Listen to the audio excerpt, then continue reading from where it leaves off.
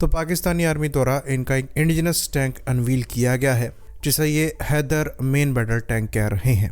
इसे ये इंडिजिनस ज़रूर कह रहे हैं, पर ये कोई इंडिजिनस टैंक नहीं है, बल्कि locally produced Chinese VT4 tank है। तो VT4 टैंक्स को पहले से ही पाकिस्तान द्वारा प्रोक्योर किया जा रहा था।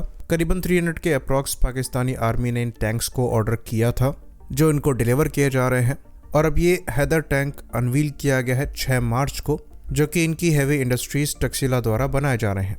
तो कई जगह पर यह ज़रूर क्लेम किया जा रहा है कि जो पाकिस्तानी हैदर टैंक है ये VT4 से इंस्पायर्ड है, लेकिन अगर आप VT4 और हैदर को साइड बाय साइड रखेंगे तो आपको ये कम्प्लीटली आइडेंटिकल दिखाई देंगे, जो कि ये शो करता है कि इनको इंस्पायर्ड के बजाय लोकली लाइसेंस्ड प्रोड्यूस्ड किया गया है, ये कहना सही रहेगा। तो अब सवाल यहाँ पर ये उठता है कि ये टैंक हैं कैसे। तो कई आर्टिकल्स में ये मेंशन किया गया है कि ये टैंक बहुत रिलायबल नहीं है, चाइना द्वारा खुद इस्तेमाल नहीं किए जाते, खाली एक्सपोर्ट के लिए चाइना द्वारा ये टैंक्स बनाए गए हैं। पर ऐसा नहीं है, ये एक वैल्यू फॉर मनी टैंक है, बहुत अच्छे नहीं है। T90s ज़्यादा बेहतर हैं इन टैंक्स से, पर जो अल खलीद ऑपरेटर्स हैं इनके लिए ये एक अपग्रेड है।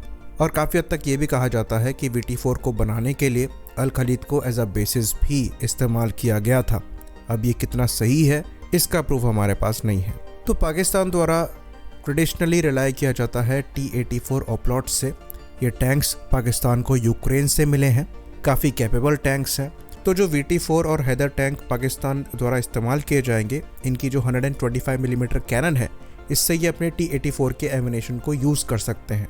तो ये एक कॉमनैलिटी इनको VT4 और हैदर यूज़ करने से मिलेगी, जो कि इनके लिए एक पॉजिटिव पॉइंट है। बाकी थाईलैंड भी VT4 का ऑपरेटर है, और आर्मर के मामले में वहाँ से थोड़ी कंप्लेन सुनने मिली थी कि T-84 का जो आर्मर है ये VT4 के कंपैरिजन में ज़्यादा बेहतर है। स्पेशली जो एक्सप्लोजिव रिएक्टिव आर्मर है उसको लेकर ये बात उन्होंने सामने रखी थी कि T-84 का जो एरा कवर है ये ज़्यादा बेटर प्रोटेक्शन प्रोवाइड कराता है। वहीं पर T-84 के कंपैरिजन में VT4 में जो कैनन परफॉर्मेंस है ये थोड़ी ज़्यादा बेहतर है।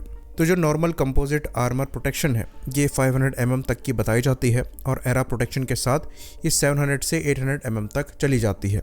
तो जो APFSDS राउंड्स है मॉडर्न, ये 800 mm से ज़्यादा पेनिट्रेट करने में सक्षम है। वहीं पर बात करें इंजन की, तो यहाँ पर एक चाइनीज़ 1200 हॉर्स पावर का इंजन इस्तेमाल किया जाता है, जिसकी रिलायबिलिटी पर कुछ क्वेश्चंस जो हैं उठते हैं। साथ ही साथ इस टैंक का वजन 57 टन तक जा सकता है। तो जो पावर टू वेट रेशियो है ये 21 हॉर्स पावर पर टन के अराउंड स्टैंड करता है, जो कि T90 के पावर टू वेट रेशियो से थोड़ा कम है। तो जो मॉडर्न T90 SM टैंक्स हैं ये VT4 से सुपीरियर हैं, प्रोटेक्शन के मामले में भी और मनोवरेबिलिटी के मामले में भी। बाकी VT4 या फिर हैदर के कैरेक्टरिस्टिक्स की बात करें तो यहाँ पर आपको एंटी टैंक मिसाइल फायर करने की कैपेबिलिटी मिलेगी, लेज़र रेंज फाइंडर मिल जाएंगे, कमांडर के लिए पैनारोमिक कमांडर साइट मिल जाएगी, बाकी एक्यूरेसी के लिए बैलिस्टिक कंप्यूटर मिल जाएगा। तो ये बेसिक 3rd जनरेशन टैंक्स के फीचर्स हैं। VT4 या फिर हैदर कोई मॉडर्न टैंक नहीं है। सस्पेंशन भी यहाँ पर टॉर्जन टाइप है, और जो ट्रांसमिशन है ये hydro mechanical automatic manual transmission है। बाकी ये एक्टिव प्रोटेक्शन सिस्टम्स को भी लैक करते हैं, जो कि खैर हमारे टैंक्स में भी नहीं है, पर मॉडर्न टैंक्स में ये एक्सपेक्ट किया जाता है। तो हैदर या फिर VT4 इनके लिए कोई गेम चेंजर का काम नहीं कर रहे हैं। अगर पाकिस्तानी आर्मी को चॉइस दी जाए तो वो T-84 को ज़्यादा प्रेफर करेंगे VT4 पर, बेटर प्रोटेक्शन होने की वजह से और एक प्रूवन और ज़्यादा रिलायबल टैंक होने की वजह से। बाकी हैदर या फिर VT4 का वर्डिक्ट दिया जाए तो ये एक वैल्यू फॉर मनी टैंक है, और पाकिस्तान जैसी कंट्री के लिए ये एक अच्छा ऑप्शन है, क्योंकि पाकिस्तान के पास ज़्यादा ऑप्शन ही नहीं है।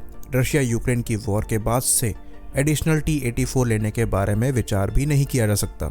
बाकी US से इनको टैंक्स मिलेंगे नहीं, तो चाइनीज़ VT4 इनके लिए एक परफेक्ट ऑप्शन था।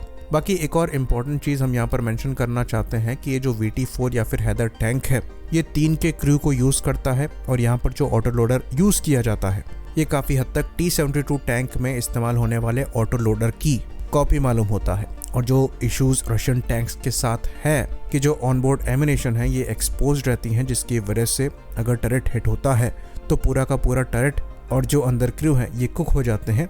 ये भी आपको VT4 के साथ दिखाई देगा, जो अगेन शो करता है कि ये VT4 टैंक किसी भी तरीके से कोई मॉडर्न टैंक नहीं है। इसको आप खाली गुड एनफ ही कह सकते हैं। आई होप इन्फॉर्मेशन यहाँ पर क्लियर रही हो। इसी बात पर इस वीडियो को हम ख़त्म करेंगे। लाइक करिए, सब्सक्राइब करिए। जय हिंद।